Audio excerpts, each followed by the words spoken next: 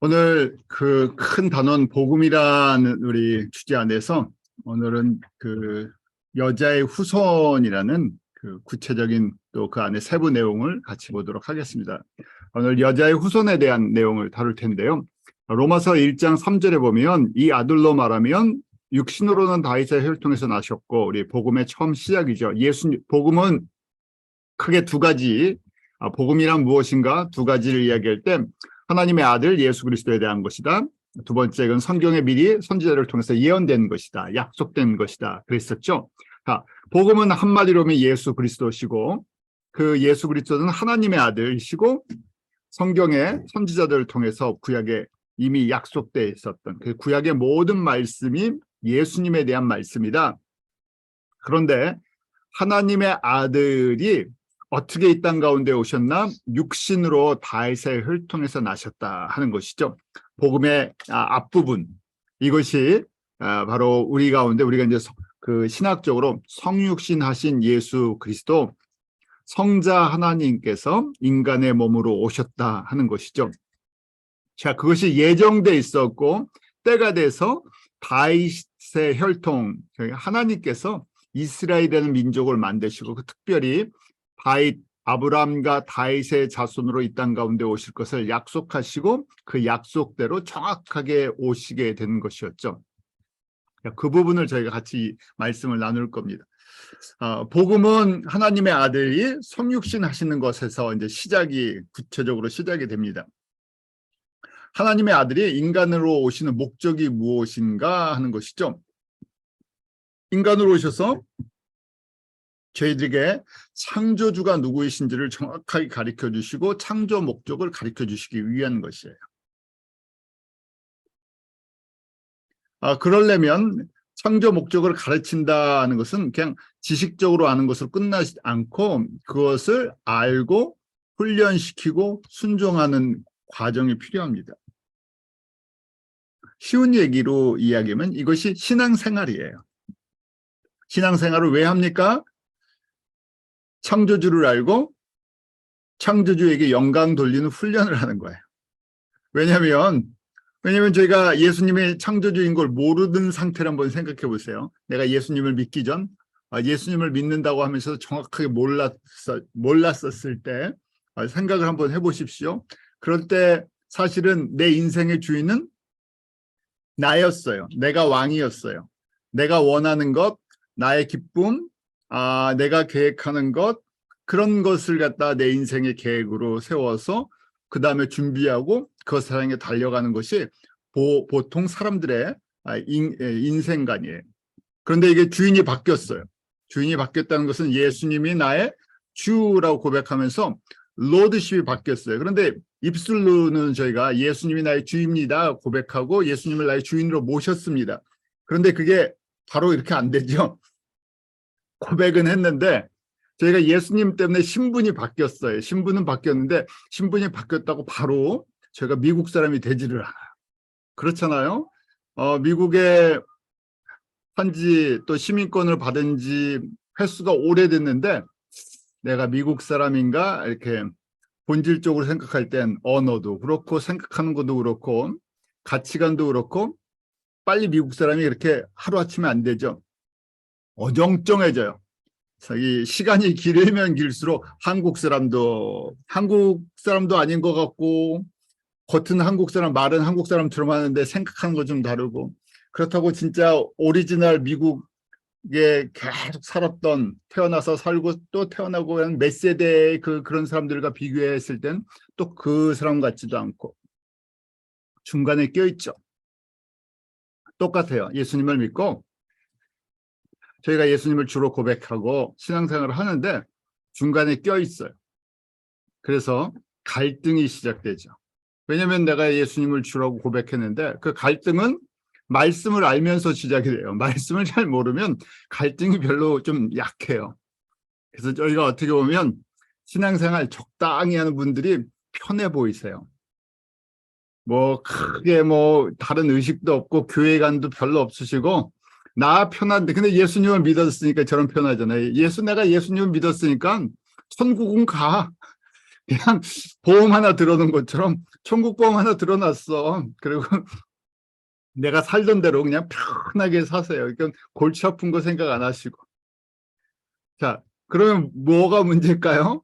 지금 이 안에 창조주를 알고 창조 목적을 배우고 훈련되는 시간이 없어져요. 훈련생인데 훈련생이 훈련생인 걸 몰라요. 훈련이 안 되죠. 순종도 안 되고요. 저희가 신앙생활 한다 하는 것은 결국 복음적인 관점에서 보면 예수를 우리가 주로 고백하고 창조주를 알았으니까 이제 창조 목적을 배우고 그것을 훈련받고 창조 목적에 맞는 삶을 살아가는 것이죠. 이 목적을 깨닫는 하나님의 백성이 큰 이 하나님의 구원과 왜 구원을 베풀어 주셨는지, 그 다음에 창조 목적을 훈련받는다는 것이 무엇인지를 깨달은 사람들이 이 복음을 내 민족과 타 민족에게 전해야 되는구나 하는 사명의식이 생기기 시작해요. 아, 이것이 교회의 본질이구나. 저희가 이 복음이란 할 때 복음을 정확하게 저희가 인식할 때, 인정할 때 우리의 믿음, 우리의 신앙관, 우리의 인생관, 또 가족 간, 세계관이 정립이 된다 그랬었죠.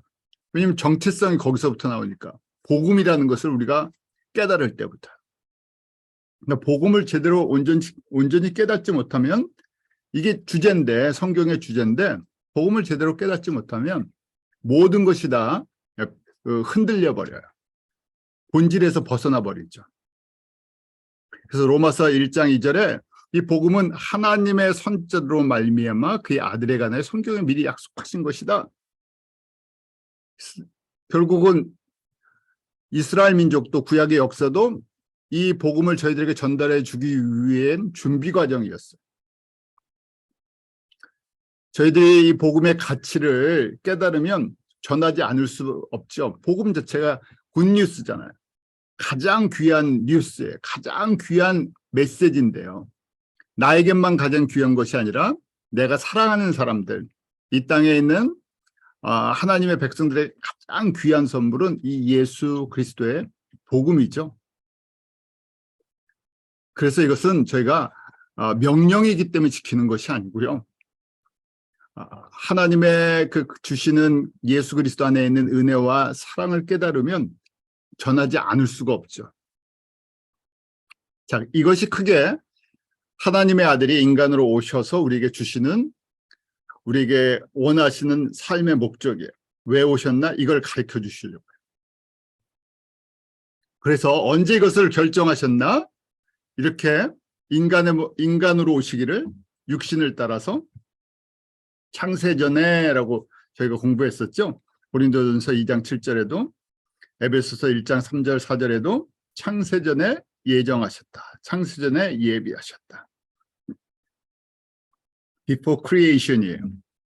그래서 이것이 하늘과 땅을 짓기 전, 영원한 시간 전에 미리 이 준비를 하고 계셨어요. 삼위 하나님께서 이렇게. 그러니까 예수님이 우리에게 십자가에서 죄사함과 구원을 베푸시는 것 창세전에 준비되셨어요. 생명, 그 죄사함과 생명만 주시는 것이 아니라 창조 목적에 맞는 그 훈련을 받아서 창조 목적에 맞는 온전한 피조물이 되는 이 과정까지도 허락하셨어요.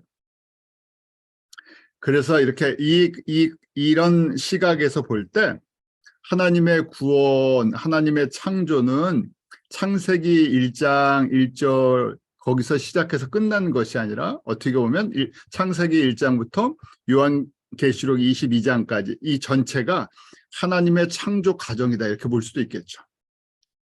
왜냐하면 마지막 완성 부분, 마지막 최종 완성된 부분이 우리가 요한계시록 마지막 부분에서 볼 수가 있어요. 그것이 진짜 완성본이죠. 지금 저희가 진행형이다, 이렇게 볼 수도 있어요. 자, 그러면 인간으로 오시려면 꼭 절대적으로 필요한 조건이 있어요. 인간으로 오신다는 얘기는 성자 예수님이 반드시 사람이 되어야 돼요. 근데 사람이 돼야 되는데 문제가 있죠. 사람이 된다는 것은 이 죄 원죄 부분을 갖다가 갖고 태어나게 돼 있어요. 아담의 자손으로 오면 원죄를 갖고 오는 거잖아요. 그러니까 사람이 되어야 되는데 원죄를 가지면 안 돼요. 왜냐하면 우리를 위해서 대속의 제물이 되셔야 되기 때문에 흠없고 그다음에 완전하셔야 돼요. 사람은 되어야 되는데 죄가 없어야 돼요. 사람도 부분적인 사람이 아니라 완전한 100% 우리랑 똑같은 완전한 사람이 되셔야 돼요. 그래서 우리 완전한 사람인데 죄가 없는 사람. 인간의 방법으로는 불가능한 얘기예요. 왜냐하면 모든 사람은 다 아담의 후손으로 이어져 나오기 때문에 그래요. 죄의 문제를 해결할 수가 없어요. 자, 그래서 저희가 다윗도 이것을 알고 있어요. 다윗의 자손으로 오시는데 다윗도 자신이 의인이라고 이야기하지 않아요. 시편 139편에 보면 여호와여 주께서 나를 감찰하시고 아셨나이다. 주께서 나의 앉고 일어섬을 아시며 멀리서 나의 생각을 통촉하시오며 다 하시는 거예요. 내 혀의 말을 알지 못하는 것이 하나도 없고 전부 아세요. 그러니까 다윗도 뭡니까? 하나님 앞에서 자신을 의인이라고 주장하지 않죠. 자신의 연약함과 자신의 허물, 자신의 죄를 고백해요.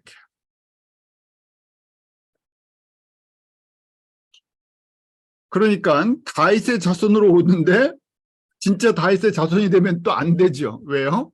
죄의 문제가 그대로 있으니까. 그 죄가 없는 완전한 인간으로 오셔야 되는데 이게 이제 어떻게 이걸 해결하느냐? 이게 문제죠. 그래서 그 해결책이 그 답이 여자의 후손으로 오시는 거예요. 창세기 3장 15절에 그래서 저에게 미리 가르쳐 주셨어요. 우리 원시복음이라고 이야기하죠.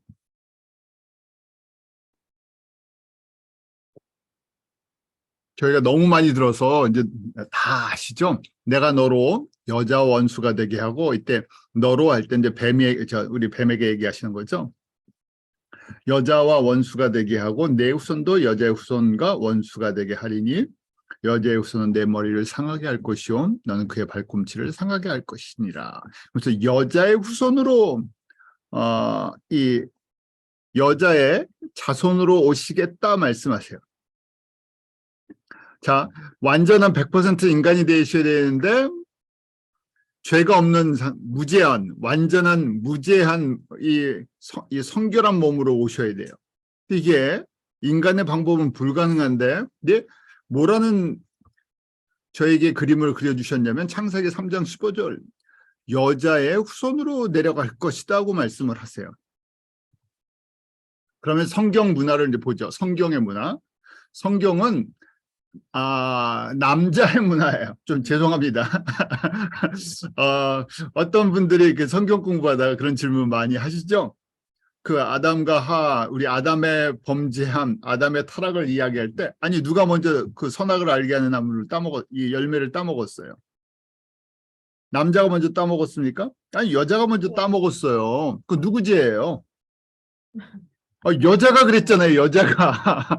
근데 왜 남자한테 말씀하세요? 남자는 두 번째 와이프가 줘서 받아먹었어요. 그렇죠? 누가 더 죄가 많아요? 저희 식으로 생각하면요. 여자 때문에 그랬어요. 여자 때문에. 이러면 제가 이제 부부싸움이 시작이 되는 거예요. 자, 여자 때문에, 이 논리는 맞잖아요. 여자 때문에 그러는 거잖아요. 그런데 누구의 죄라 그러세요? 아담의 죄라 그러세요. 왜 그렇습니까? 대표성 때문에. 여자의 머리를 남자로 인정을 하죠. 높고 낮은 게 아니에요. 또 이거 갖고 오해하시고 내가 훨씬 높아. 이게 아니라 functional difference가 있다는 얘기예요. 그래서 대표성이에요. 서로 뗄래야 뗄 수가 그 한 몸을 이루었는데 functional difference가 있어요. 우리 삼위일체 하나님처럼. 그래서 남자가 대표성을 갖고 있기 때문에 여자가 지었던 아담이 지었던 그 죄에 대한 책임은 누구에게요? 남자에게. 그래서 남자가 대표성을 갖는 거예요.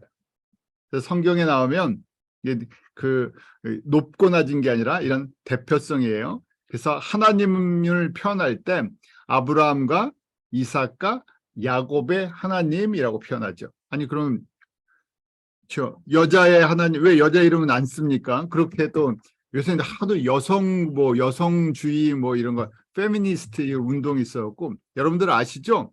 많은 신학교에서 이제 복음주의 신학교에서도 벌써 오래됐어요. 한 10년도 넘은 것 같아요. 그 강의를 하고 그럴 때 성경 이야기를 할 때도 옛날에는 하나님을 표현할 때도 그렇고 사람들 표현할 때도 man이라고 했죠. 이 man이라는 표현을 썼는데 요새는 man and woman 두 성을 다 얘기해야 돼요. 아니면 이 3인칭 복수 they 이렇게 we 아니면 이렇게 이런 식으로 표현해야 되지 man이라고 하면 안 돼요. 이렇게 바뀌었어요, 문화가. 그런데 원래 성서의 문화는 아브람과 이삭과 야곱의 하나님이라고 했어요.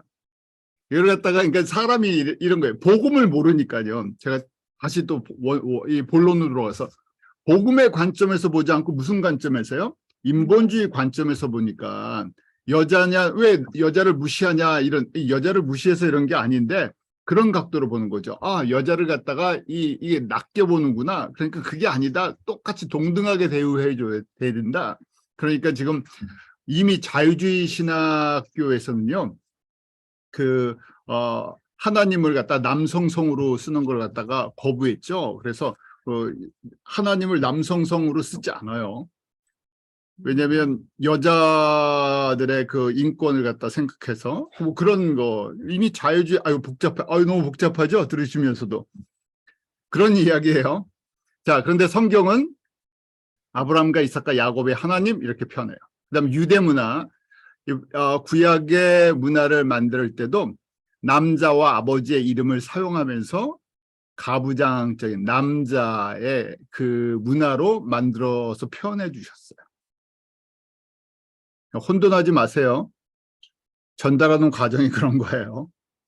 그래서 구약의 선지자들의 이름을 이야기할 때도 우리 이사야 1장 1절에도 아모스의 아들 이사야 이렇게 표현을 해요. 또 힐기야의 아들 예레미야 1장 1절에도 힐기야 제사장 중 힐기야 아들 예레미야 이렇게 해요.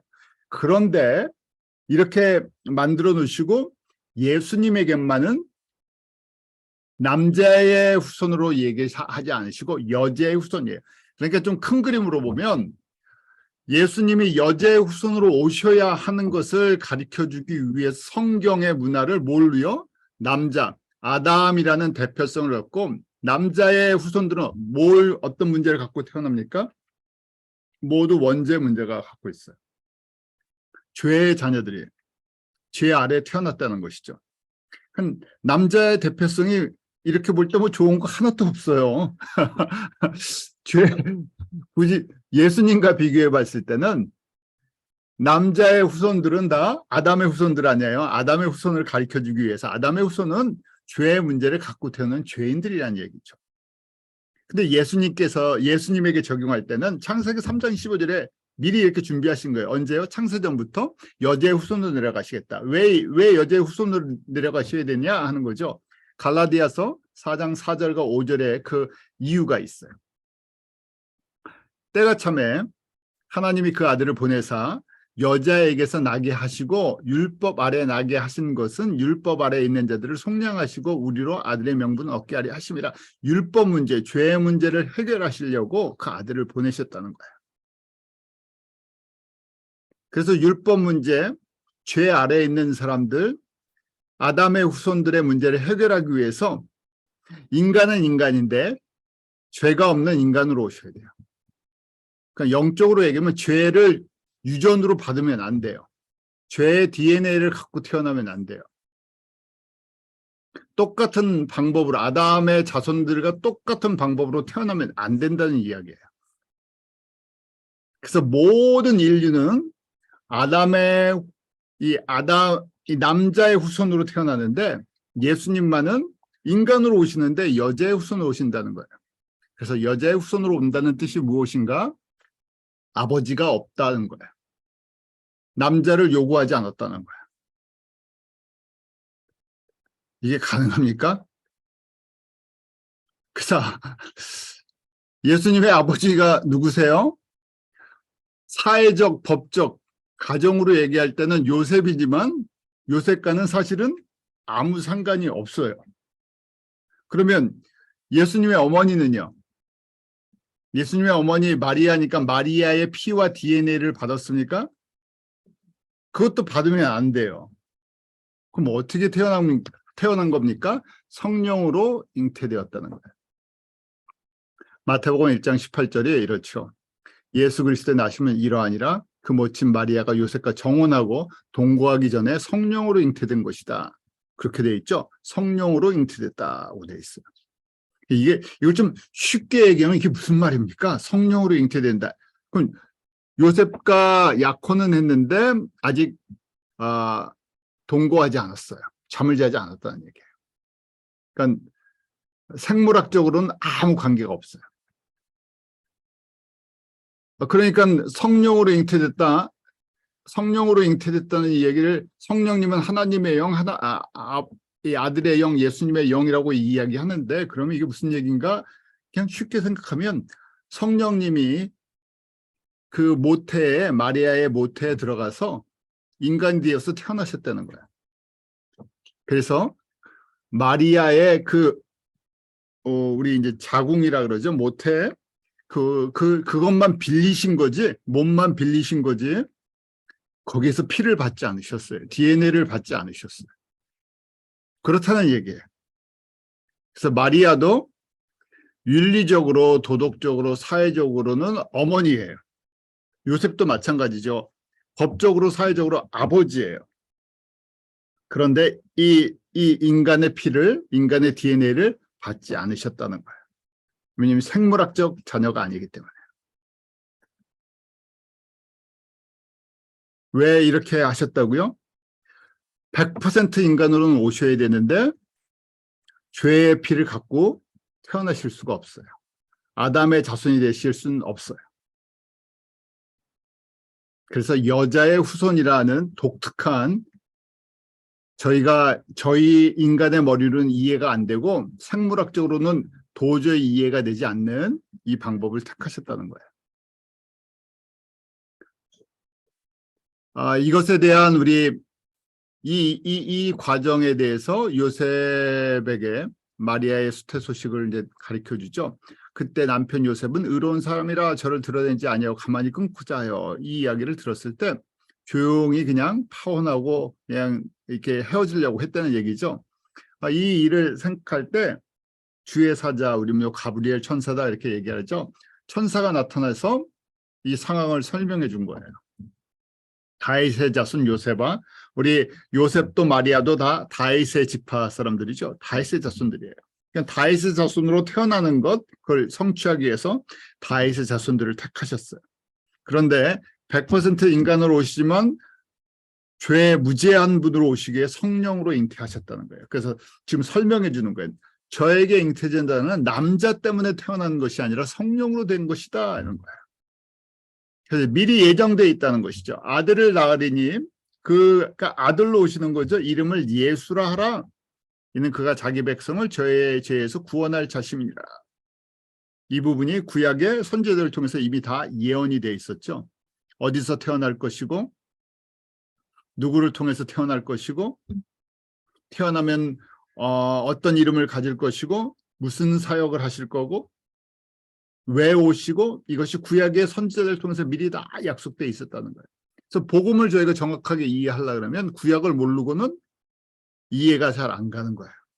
왜냐하면 복음은 이미 이 구약의 블루프린트로 그려져 있는 거예요. 그래서 구약은 저희들에게 블루프린트, 설계도와 같은 것이다. 구원의 그림자예요. 구원의 그림책 같은 거예요. 그래서 미리 봐야지 확인이 되죠. 정말 예수님이 구약에 예언되어 있는, 약속되어 있는 이 말씀대로 오셨나? 그러니까 이걸 정확하게 확인을 해야 저희가 믿음이 굳건해져요. 하루아침에 만들어진 것이 아니니까. 저희가 여러분들이 어렵게 우리 좀 이슬람 공부했는데, 이슬람은 조금만 보니까 벌써 어떻게 됩니까? 앞뒤가 맞지가 않아요. 어떻게 이런 걸 믿지? 그렇죠. 근데 거기는 절대적인 순종이 믿음의 근본이고 절대적으로 순종하라는 이슬람의 그 모슬렘의 그 뜻이 있잖아요. 근데 저희는 말씀이 저희들 가운데 육신으로 오신 예수 그리스도를 보게 하잖아요. 자, 이 일은 또 이사야 선지자에게도 가르쳐 주셨어요. 이미 처녀가 잉태할 것, 우리 동정녀 마리아라고 하는데, 처녀가 잉태할 것, 창세기 3장 15절에 다른 버전이죠. 여자의 후손인데 이게 처녀가 잉태할 것이다. 예수님이 오시기 700년 전에 이사야에게 7장 14절을, 그러므로 주께서 친히 징조로 너에게 주실 것이라. 이게 예수님이 하나님이 인간의 몸으로 오시는 징조예요. 어떻게 오시나? 처녀가 잉태하여 아들을 낳을 것이요 그 이름을 임마누엘이라 할 것이다 그랬어요. 그래서 그대로 마태복음 1장 22절에 이 모든 일에 된 것은 주께서 선지자로 하신 말씀을 이루려 하심이라 가르쳐 주시는 거죠. 이미 예수님께서, 여호와께서 이사야에게 700년 전에 가르쳐 주셨어요. 그대로 700년 후에 다시 또 천사를 통해서 요셉에게도 가르쳐 주세요. 또 마리아에게도 가르쳐 주세요. 자, 보라, 처녀가 잉태하여 아들을 낳을 것이요 그 이름을 임마누엘이라 하리라. 임마누엘이라는 뜻은 여러분들이 알고 계시죠? 하나님이 우리와 함께 계시다. God with us. 또 나 멀리 계신 분이 아니시나 항상 우리와 함께 하셨어요. 항상 이스라엘 사람들과 함께 하셨는데 보이지 않죠. 구약의 하나님이 보이지 않았어요. 그러니까 보이지 않는 하나님 때문에 그들이 온전히 믿음이 굳건하지 못했죠. 그래서 하나님께서 함께 하신다는 증거로 성전도 지어주시고 또 제사하는 과정도 보여주시고 이러면서 이 모든 것이 예수님에 대한 예표였죠. 직접 인간의 모습으로 오셔서 너희와 함께, 너희의 똑같은 몸으로 함께 하시는 것을 직접 보여주시는 거예요. 그리고 창조주이심을 증거해 주셨고 우리에게 십자가에서 얼만큼 사랑하시는지를, 또 어떻게 죄사함을 받는지, 어떻게 하나님 앞에 나오는지, 이거 어디서 미리 다 배웠었죠? 구약의 이스라엘 사람들이 미리 배웠던 거예요. 어떻게 하나님 앞에 나옵니까? 동물의 희생 제물을 통해서 하나님 앞에 나오는 법을 제사장을 통해서 배웠었어요.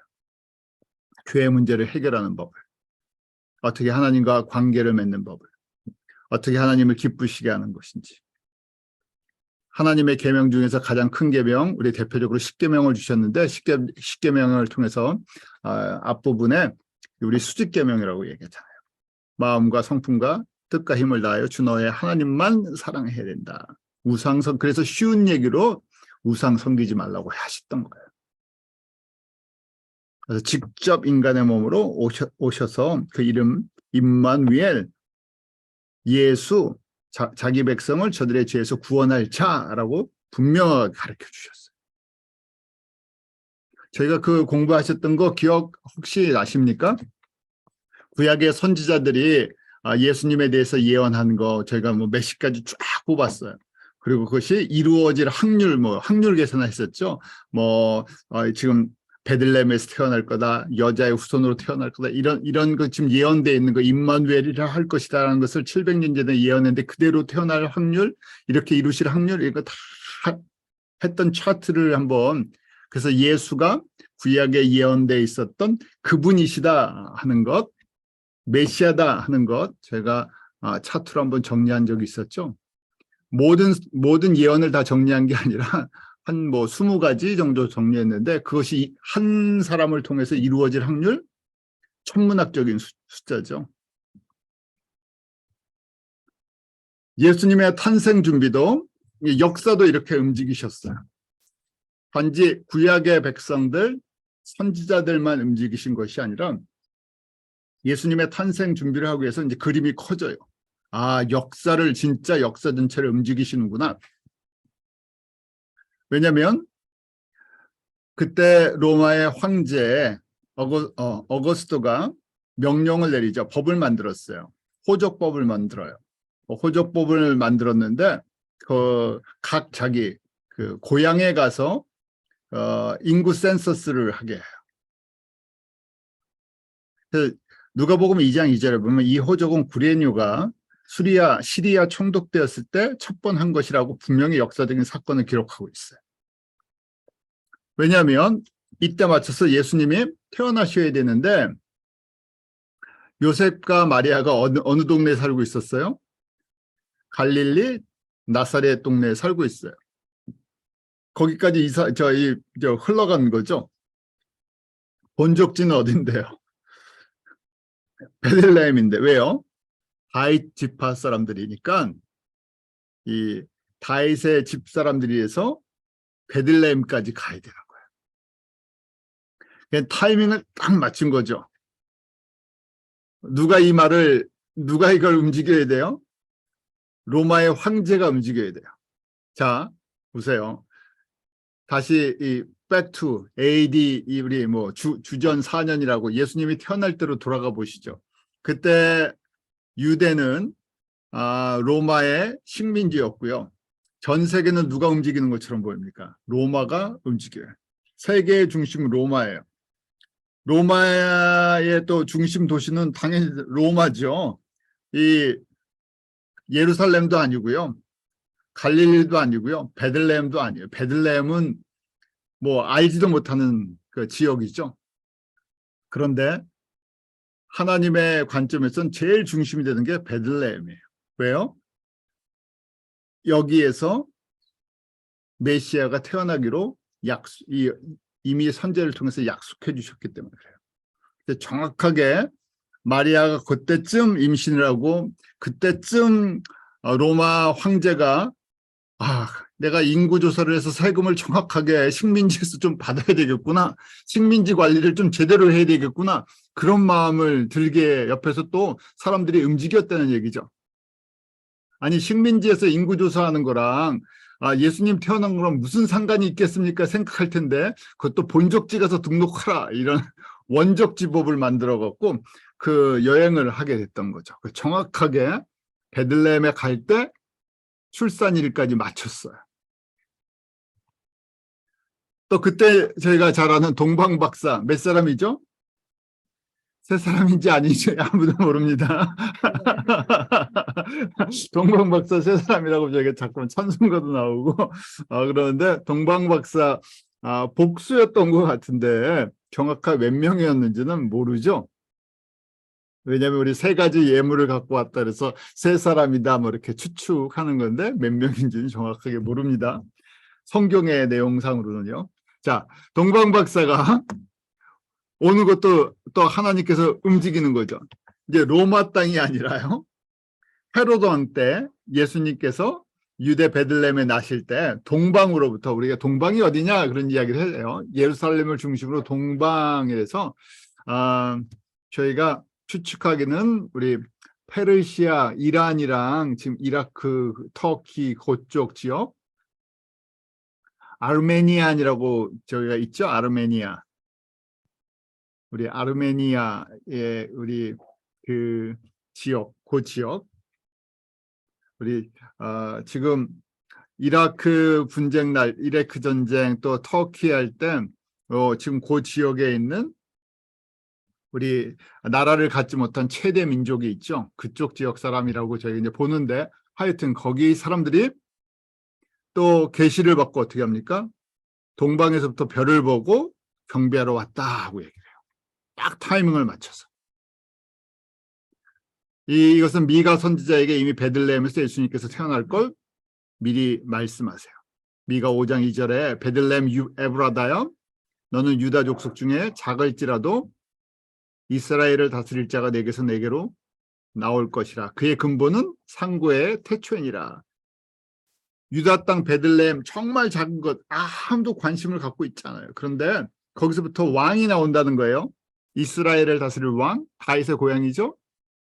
근데 이게 육신의 이야기를 하는 것이 아니라 여기서 하나님의 구원의 큰 그림, 창조주이신 성자 예수님이 여기서 오실 것을 갖다 준비하셨다는 거예요. 그래서 그분에 대해서 설명하잖아요. 다윗이 아니라 다윗의 자손으로 오시는 여자의 후손으로 오신 예수 그리스도인데 그의 근본은 그러죠. 그의 근본은 whose origin are from old from ancient time.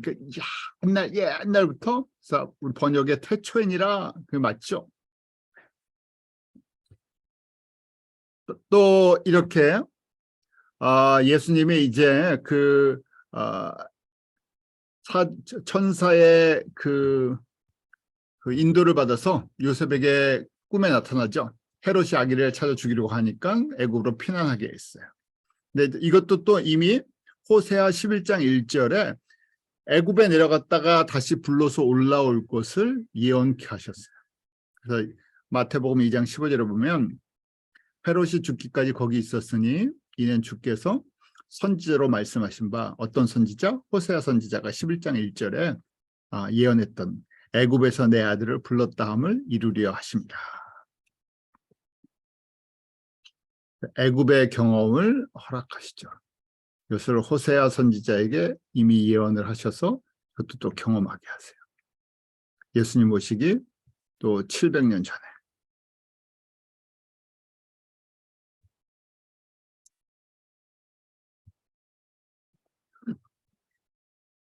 자, 요셉과 예수님과의 관계를 한번 또 볼게요.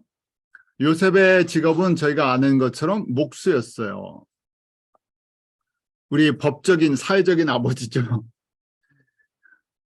그렇지만 요셉의 피와 DNA를 갖고 있는 건 아니에요. 요셉이랑 저희로 얘기하면 그런 관계는 아니죠. 자, 마태복음 13장 55절처럼 목수의 아들이다 하면서 모치는 마리아하고 형제들, 예수님의 이제 그 마리아와 요셉의 아들들의 이름이 나와요. 그래서 야고보, 요셉, 시몬, 유다.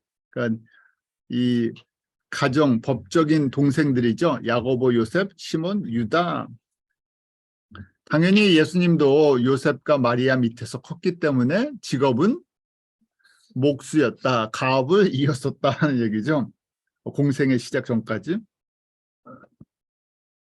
그래서 마고복음 6장 3절에 이 사람이 마리아 아들 목수가 아니냐고 얘기를 해요. Isn't this the carpenter라고요. 그래서 예수님도 목수 일을 좀 하셨구나. 그런 얘기예요. 그러면서 형제들 얘기 나오죠. 야고보, 요셉, 유다, 시몬 뭐 이렇게 또 누이들이라고 나와요. 누이들. 그 여동생들도 있었구나 하는 걸 알고 있어요.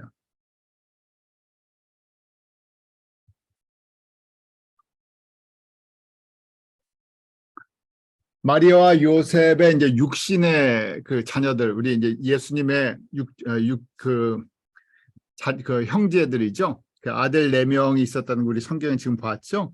야고보, 요셉, 시몬, 유다 이렇게 되는데 야고보는 나중에 예수님이 부활하신 다음에 예수님이 주와 그리스도 되심을 갖다가 믿고 고백했다고 보죠. 그 전까지는 이 형제들이 그냥 이해를 못했어요. 영적인 눈이 열리지 않았었죠. 그래서 믿지를 못했다가 죽으심과 부활을 목격한 후에 그리스도인들, 이제 믿음의 사람들이 되죠.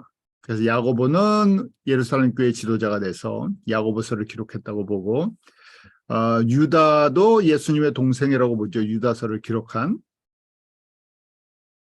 자, 공생의 기간 동안에는 예수의 친속들이 듣고 붙들러 나오니 이는 그가 미쳤다. 그 예수가 미쳤다는 그런 시각을 이해할 수가 없으니까. 요한복음 7장 5절에도 그의 형제들이라도 예수를 믿지 아니함이라. 이런 관계성을 저희가 보여주고 있어요.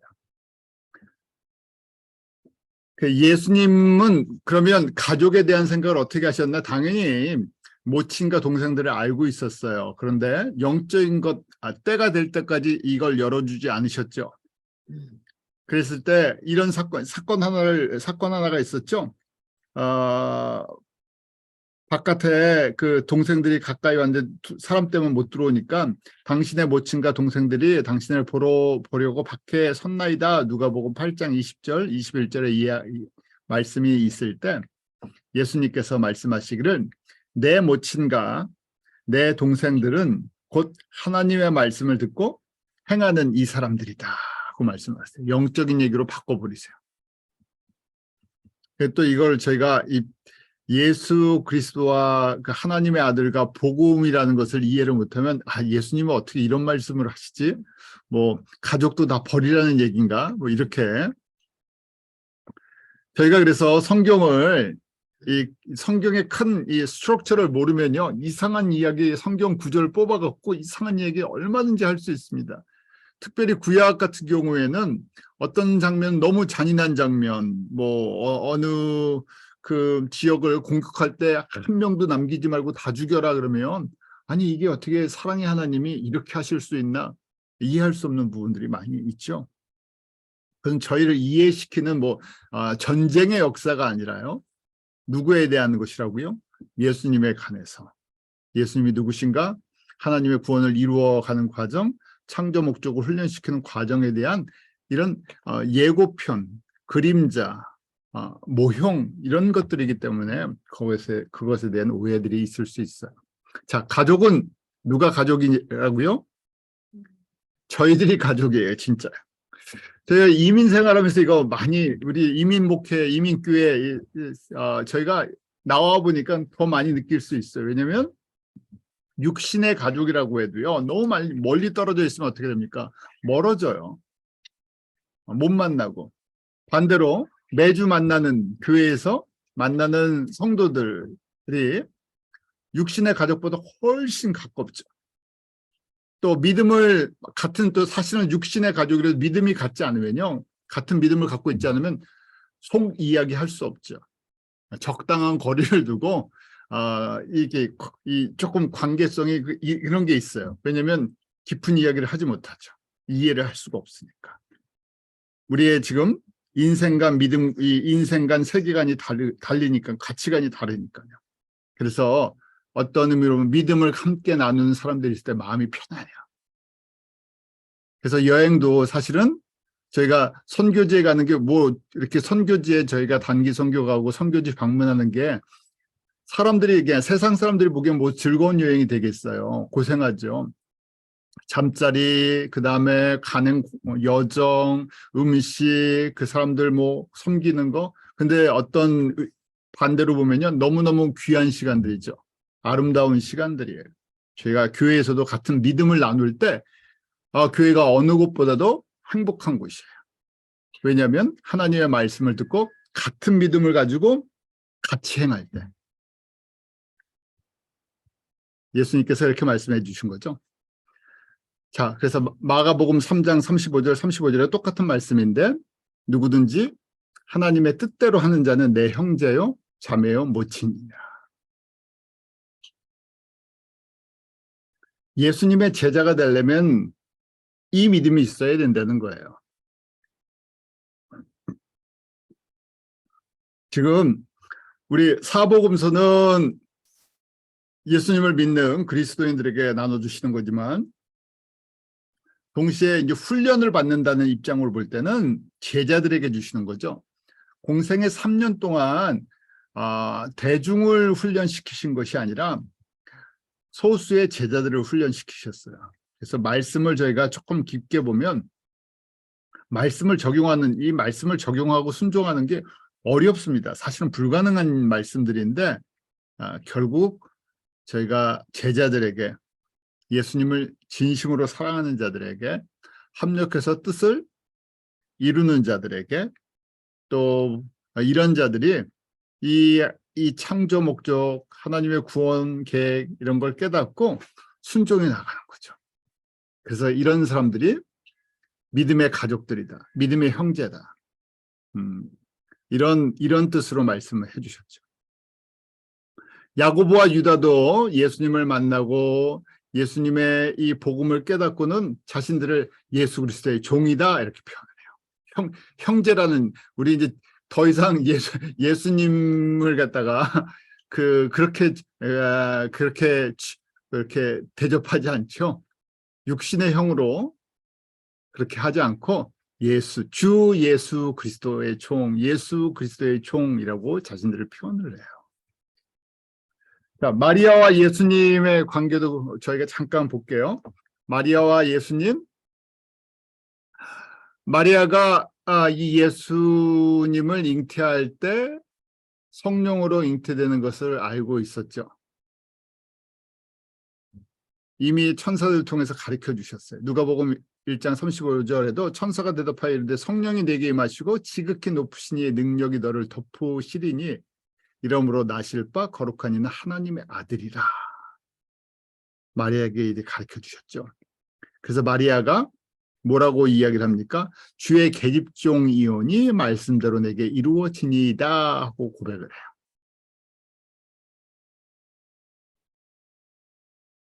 그러니까 마리아가 거기 보면 나는 주의 종입니다 하고 얘기를 하죠. 주의 종입니다. 지금 내 몸을 빌려서 오시는 분은 성령으로 잉태되는 하나님의 아들이라고 가르쳐주는 거예요. 너 몸만 몸을 쓰시는 거죠. 이것도 은혜예요. 마리아에게는 이 일로 인해서 사실은 유대법에 의하면 돌에 맞아 죽을 수도 있는 그런 위기의 상황이죠. 그런데 순종을 하고 이 메시지가 이루어질 것을 믿음으로 바라보고 있었어요. 결국은 마리아에게 주신 큰 복이죠. 마리아가 이런 영광을 누렸어요. 마리아가 높아서요? 마리아가 대단한 능력을 갖고 있어서 아니죠. 하나님의 택하심 속에 주시는 은혜예요. 물론 거기에 당연히 이 은혜를 감당을 하려면 세상에 어떤 고난과 역경이 있을 거를 알고 있어요. 그래서 이 이야기를 마음에 간직하고 있었어요. 그러니까 마리아는 이걸 어느 정도 계속 정확하게 완벽하게 깨닫지는 못하지만 계속 마음에 두고 있었죠.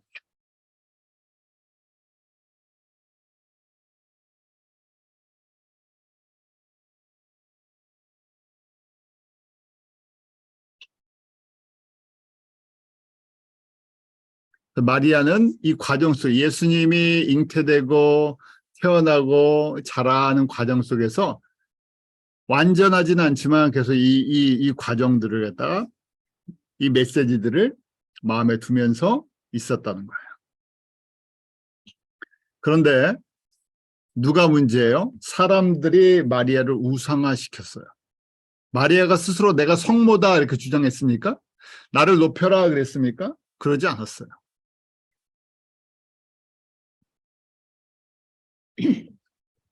우리 예수님께서 또 육신의 어머니지만 돌봐줘야 한다는 것을 우리 제자들에게 맡기죠.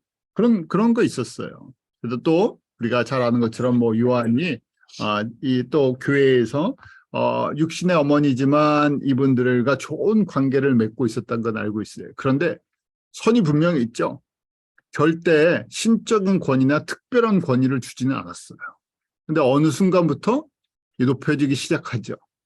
이 로마 카톨릭의 마리아 숭배 사상, 저희가 공부한 것처럼 마리아를 이 여신 숭배 사상이 이교도들 가운데, 그 다음에 우리가 잘 아는 바벨론 종교 가운데 여신 사상이 퍼져 있으니까 쉽게 이교도들, 바벨론 신앙을 갖고 있는 우상을 섬기는 사람들이 쉽게 받아들이니까 이렇게 로마에서부터 우상화 작업이, 여신 우상화 작업을 했죠. 누굴 높여야 되나? 예수님의 육신의 어머님 마리아가 여신급으로 만들어져야 돼요.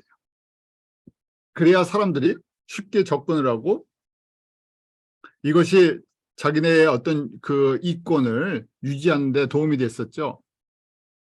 그래서 에베소 공의 때 신학이 삼위일체 이런 것들이 정립될 때 엉뚱한 것도 이렇게 정립이 돼요. 그래서 431년 에베소 공의회 때 마리아 종신처녀설, 성모설이 채택이 됩니다. 종신처녀 말이 안 되죠. 근데 이거 만들어버려요. 그 다음에 20년 후에 칼케톤 공의회에서 이걸 공식화해요. 그때 이제 제안을 하고 20년 후에 이 공식화하는 거예요. 처녀설, 성모설.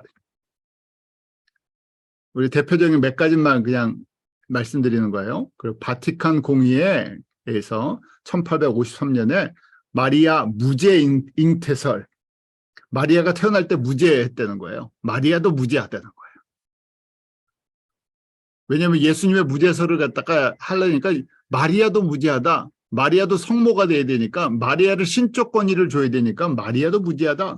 그 다음에 마리아는 계속 죄를 짓지 않았다. 계속 무죄설 이런 걸 갖다가 만들어냈어요. 그리고 1950년 비오 2세는 마리아가 부활 승천했다 이런 걸 갖다 교리로 집어넣었어요. 그 다음에 바티칸 공의회 2라고 이야기하는 1962년에서 65년에 종교다원주의를 열 때예요. 그때 마리아 성부 하나님 안에설 발표해요. 그 성모가 된 거야. 진짜 여신이 돼버린 거죠. 권위가요. 그래서 저희가 이 캐톨릭의 영향을 받은 나라들 가보면 하나님을 섬기는 사람들인지 마리아를 섬기는 사람들인지 알 수가 없죠. 마리아를 섬기죠. 정확하게 보면요. 왜냐하면 마리아가 어떻게 보면 가까우니까 그래요. 접근하기가 쉽고. 그래서 마리아를 신으로 만들어 버렸어요.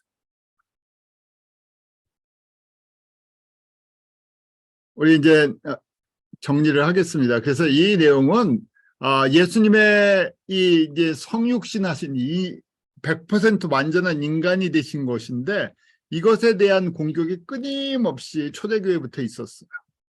그래서 예수님은 완전한 하나님, 영적으로도 100% 하나님이시고 육적으로도 100% 인간이에요. 이것이 우리 복음주의 또 이 개혁주의 신학의 핵심 내용입니다. 100% 인간이라는 것은 우리랑 똑같은 육신을 갖고 계세요. 그래서 육신의 아픔, 배고픔, 육신의 속성 다 갖고 계시고 우리 심리적, 감정적인 거 똑같이 갖고 계세요. 그래서 어떨 때 표현들은 이런 부분들을 표현하고 계세요.